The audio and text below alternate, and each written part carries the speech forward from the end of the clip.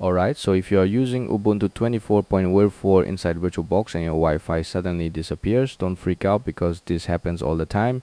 You open settings, click on Wi-Fi, and instead of seeing your network, it says no Wi-Fi adapter found. Most people think their Wi-Fi adapter is broken, but that's actually not what's happening. If you look down here on my Windows taskbar, you can see my TP-Link Wi-Fi adapter is connected and working just fine. So the adapter isn't the problem. VirtualBox just isn't passing it to Ubuntu correctly. Real quick, before I show you the fix, I noticed something crazy. According to my YouTube analytics, about 99.9% of you watching aren't subscribed yet.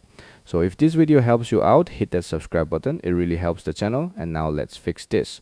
Go to the top of VirtualBox, click Devices, then Network, and open Network Settings. Right here, you can see mine is using NAT. That's the reason this happens, because NAT only gives Ubuntu a wired Ethernet connection. It doesn't pass your Wi-Fi adapter through. All you have to do is change attach to from NAT to bridge adapter.